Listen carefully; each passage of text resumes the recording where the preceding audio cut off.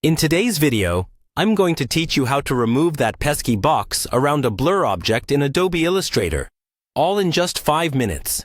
Whether you're a novice just starting out or a seasoned pro looking to polish your design skills, this easy walkthrough will help you create cleaner, more professional-looking projects. Let's start by opening up Adobe Illustrator on your computer. No matter your version, these steps should apply universally, ensuring you can follow along seamlessly. Once you're inside Illustrator and your project is loaded up, direct your attention to the top of your screen. You'll see several options there, but right now, we're interested in the Effect tab. Clicking on this Effect tab will reveal a drop-down menu full of options that can sometimes feel daunting.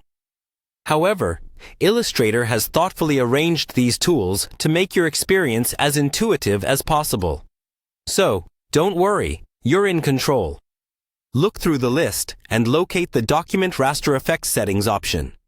This is your go-to destination whenever you're working with blur effects and encountering unwelcome boxes around your objects. Once you click Document Raster Effects Settings, a dialog box appears, offering several settings for you to customize. Here, the key change involves the resolution settings. At the bottom of the dialog box, you'll find a default setting of 36 pt. For this task, we need to bump that up to 200 pt. This adjustment essentially increases the resolution of the blur effect, allowing smoother transitions and effectively erasing that boxed look that sometimes accompanies lower settings. Now, with your new 200 pt resolution set, you're ready to commit the change.